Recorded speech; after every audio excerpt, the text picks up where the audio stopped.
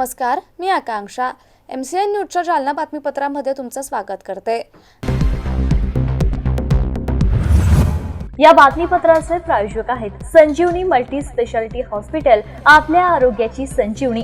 The skill to heal, the speed to care.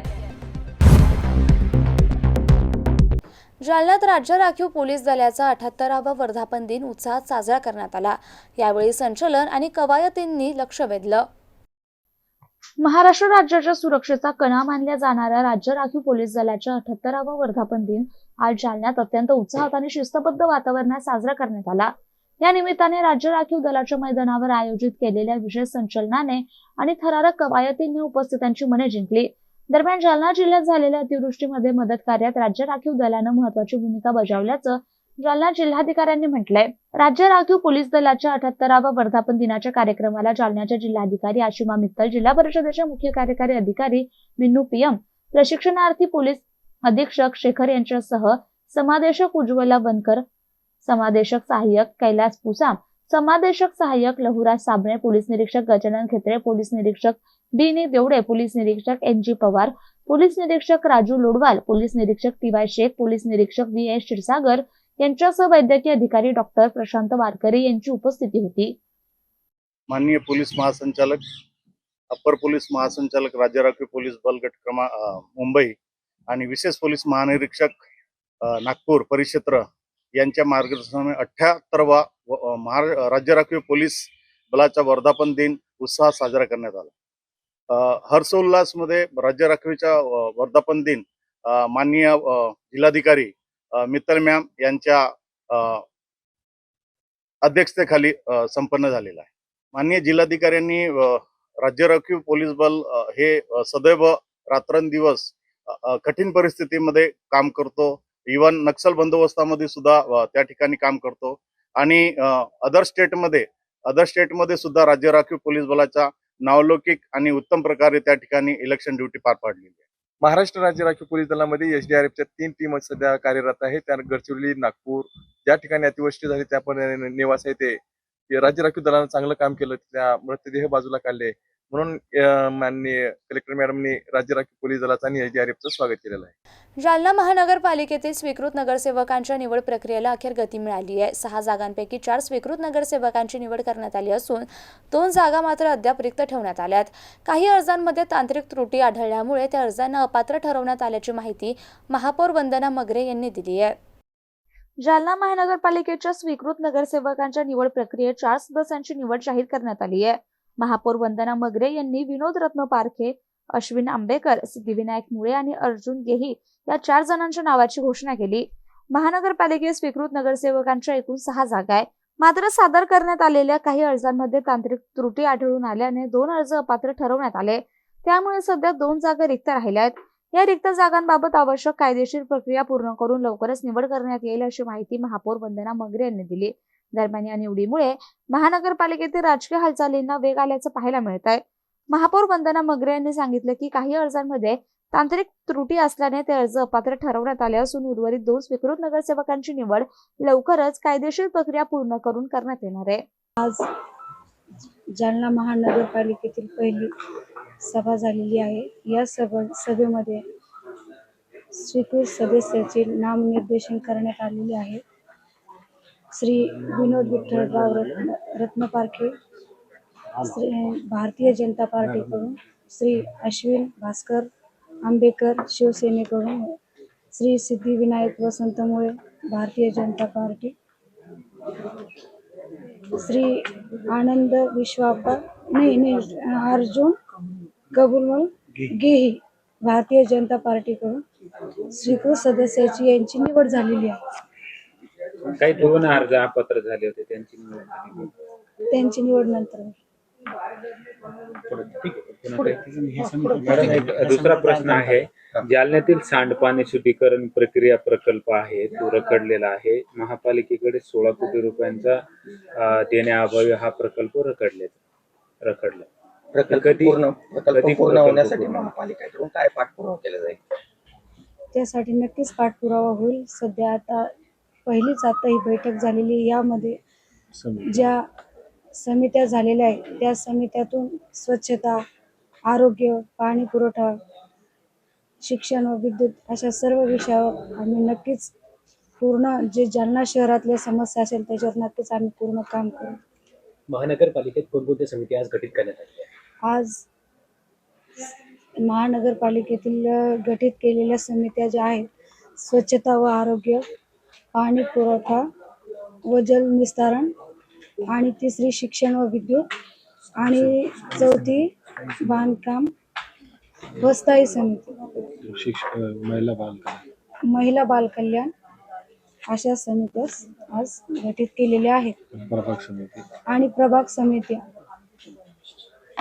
समितीमध्ये 1, 2, 3, 8 central नाका व 4, 5, 6, 7 आझाद मैदान व 9, 10, 15, 16 डबल जिन व 11, 12, 13, 14 छत्रपती संभाजी उद्यान असे 16 प्रभागाचा 4 प्रभागाचा एक झोन असेल. याप्रमाणे ही झोन करण्यात येणार आहे. जालना लोकसभा मतदारसंघाचे काँग्रेसचे खासदार डॉक्टर कल्याण काळे हे दुबईहून भारतात परतल्यानंतर आज पहिल्यांदा जालन्यात दाखल झाले.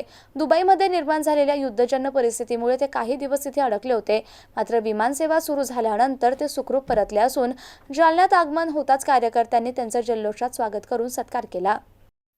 जालना लोकसभा मतदारसंघाचे काँग्रेस पक्षाचे खासदार डॉक्टर कल्याण काळे हे 27 फेब्रुवारी रोजी आपल्या कुटुंबीय आणि मित्रपरिवारासह दुबई येथे गेले होते. दरम्यान त्या परिसरात निर्माण झालेल्या युद्धजन्य परिस्थितीमुळे ते काही दिवस दुबईतच अडकून पडले. विमानसेवा बंद असल्याने परतीचा प्रवास शक्य होत नव्हता. मात्र परिस्थिती नियंत्रणात आल्यानंतर विमानसेवा पुन्हा सुरू झाली आणि त्यानंतर डॉक्टर काळे भारतात परतले. दुबईहून परतल्यानंतर आज ते पहिल्यांदा जालन्यात दाखल झाले. त्यांच्या आगमनावेळी काँग्रेस कार्यकर्त्यांनी त्यांचं स्वागत करत सत्कार केला.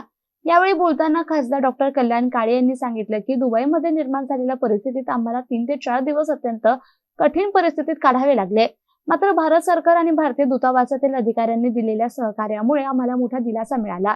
तसेच आपल्या सुरक्षित परतीसाठी मतदारसंघातील नागरिकांनी प्रार्थना केल्याबद्दलही त्यांनी आभार व्यक्त केले. भारतीय दूतावासातील अधिकाऱ्यांचे तसेच सर्व संबंधितांचे त्यांनी मनापासून आभार मानले. खासदार डॉक्टर कल्याण काळे म्हणाले की दुबईमध्ये निर्माण झालेल्या परिस्थितीत आम्हाला 3 ते 4 दिवस मोठ्या मुश्किलींना काढावे लागले. मात्र भारतीय दूतावासाच्या सहकार्यामुळे आम्ही सुखरूप भारतात परतू शकलो. तसेच मतदारसंघातील नागरिकांनी केलेल्या प्रार्थनांबद्दलही त्यांनी सर्वांचे आभार मानले. मी 27 फेब्रुवारीला दुबईला गेलो होतो. माझ्यासोबत परिवारातले सगळे सदस्य होते. अजून 2 परिवारही माझ्यासोबत होते. आम्ही सर्वजण 27ला इथून निघून 28ला दुबईला पोहोचलो आणि तिथं गेल्यानंतर कळलं की इथं युद्धजन्य परिस्थिती आहे. 3-4 दिवस आम्ही मोठ्या मुश्किलीने तिथं काढले.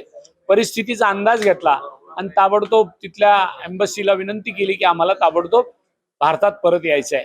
आणि काल आम्ही हैदराबादला परत आलो आणि आज संभाजीनगर औरंगाबादला पोहोचलो. मला त्या एम्बसीतल्या आपल्या अधिकाऱ्यांना धन्यवाद दिले पाहिजे आणि आपल्या भारतातल्या नागरिकांकडून महाराष्ट्रातल्या आणि विशेषतः जालना जिल्ह्यातल्या आणि संभाजीनगर जिल्ह्यातल्या नागरिकांनी आमच्यासाठी ज्या प्रार्थना केल्या, आमच्यासाठी जी दुआ केली त्याबद्दल मी त्यांचे आभार मानतो, त्यांना धन्यवाद देतो. कारण त्यांच्या या प्रार्थना आणि दुआ या माध्यमातून आम्हाला आज आपल्या मायदेशी परत येता आलं. जालना शहर महानगरपालिकेच्या नागरी आरोग्य वर्धिनी केंद्रांना बळकटी देण्यासाठी IDBI बँकेनं सामाजिक उत्तरदायित्व अर्थात CSR निधीतून वैद्यकीय साहित्य आणि उपकरणांचा पुरवठा केलाय. यामध्ये लसी सुरक्षित ठेवण्यासाठी 15 रेफ्रिजरेटरसह विविध अत्यावश्यक वैद्यकीय उपकरणांचा समावेश असून शहरातील 19 नागरी आरोग्य केंद्रांना याचा लाभ होणार आहे.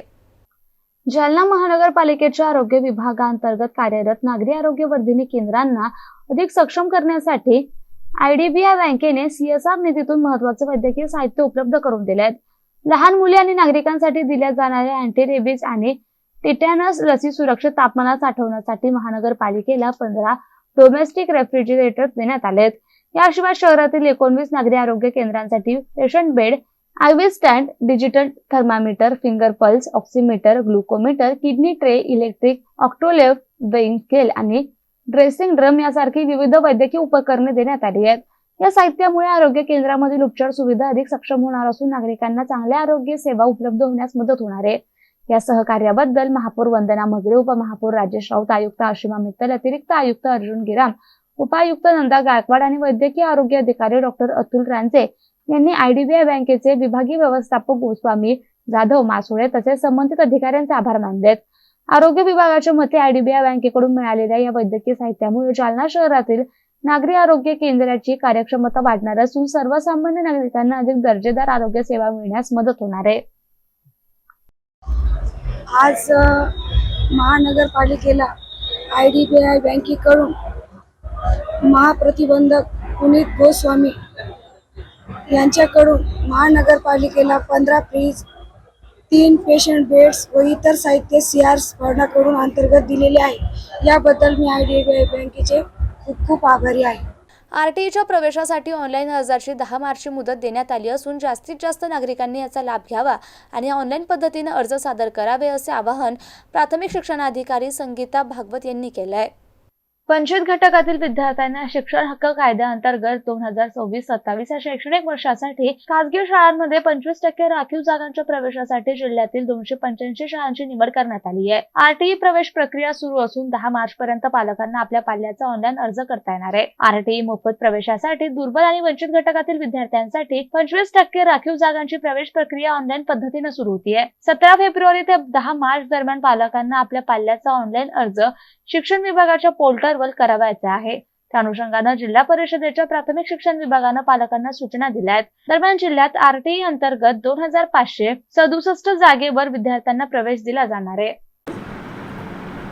मॅडम मला सांगा, आरटीईचे ऑनलाईन प्रक्रिया सुरू झाली कशा पद्धतीने? सर, ही ऑनलाईन प्रक्रिया आपली 17 तारखेपासून सुरू झाली. 10 तारखेपर्यंत त्याची मुदत आहे अजून, आणि त्याच्यासाठी पालकांनी अर्ज करणं गरजेचं आहे. त्यासाठी निवासाचा पुरावा लागेल. त्याच्यामध्ये मग लाईट बिल असेल किंवा असं नाही, पासबुक लागतं. आणि जर भाड्यानं राहत असेल तर नोंदणीकृत भाडेकरार त्याला पाहिजे.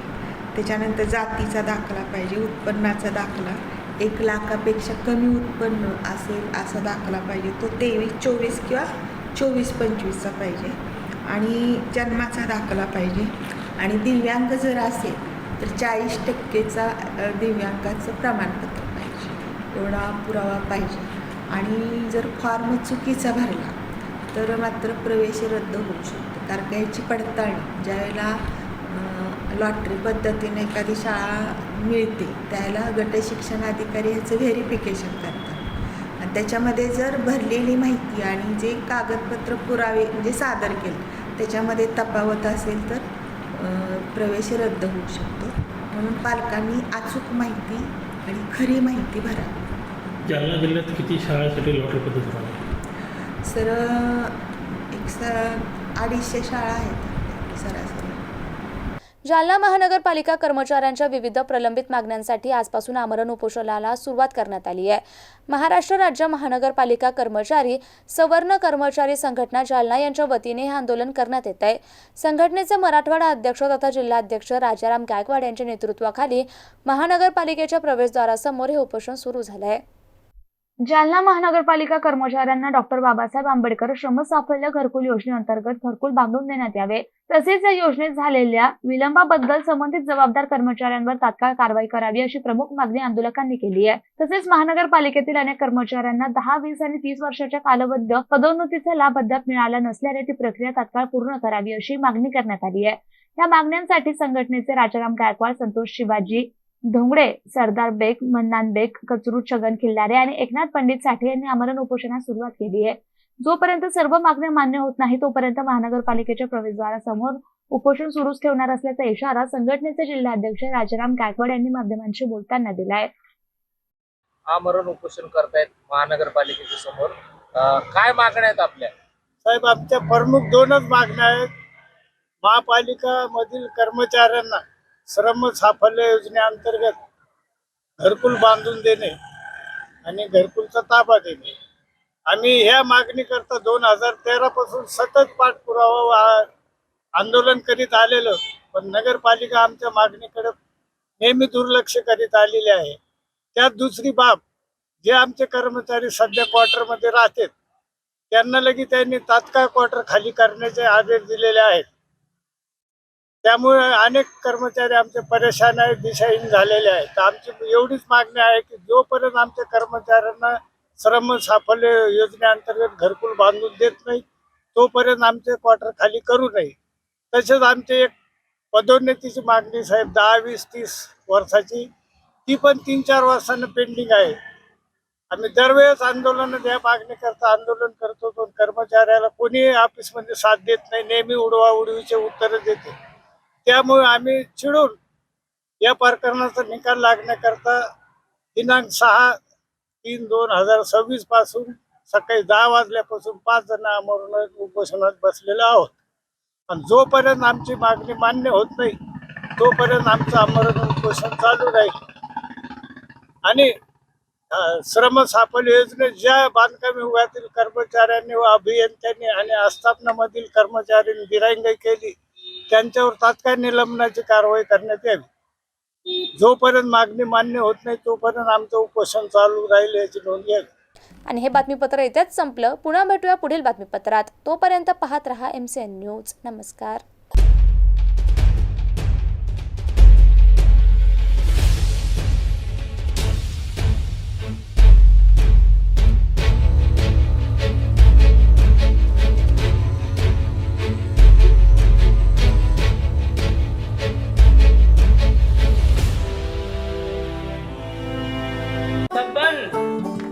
आपको कलेक्टर साहिबा के हाथों से इनामी घर मिल रहा है। आपका घर बहुत सुंदर होगा ना? अरे नहीं बेटा, हम तो बहुत छोटे आदमी हैं। चाचू डोंट वरी, मैं बड़ी होकर आपके लिए और सबके लिए मजबूत और सुंदर घर बना के दूंगी। कालिका सरिया लाना मत भूलना। कालिका TMT सरिया कंक्रीट से करे मजबूत जोड़ और भूकंप, संग, आग से लड़कर घर को दे दीर्घायु। कालिका सरिया मैं भूली नहीं। बेटिया आप कलेक्टर। कालिका TMT, फैसला जो मजबूत हो। संजीवनी मल्टी स्पेशालिटी हॉस्पिटल, ऋषी पार्क, अंबर चौफुली, जालना.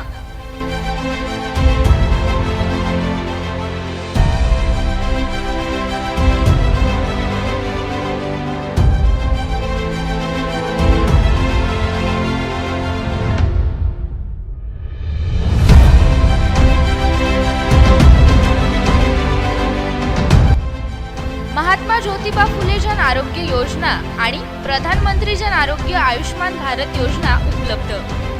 मेडिसिन विभाग, बालरोग विभाग, स्त्रीरोग विभाग, अस्थिरोग विभाग, सर्जरी विभाग, नाक कान घसा विभाग आणि पॅथॉलॉजी विभागात काम करणारी तज्ञ डॉक्टरांची team.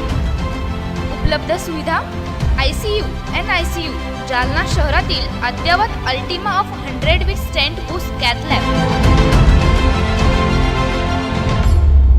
Modular operation theatre, dialysis विभाग, cardiac care unit CCU, angiography सुविधा, एंजिओप्लास्टी सुविधा, 24 तास अत्यावश्यक सेवा आणि कार्डियक ॲम्ब्युलन्स उपलब्ध.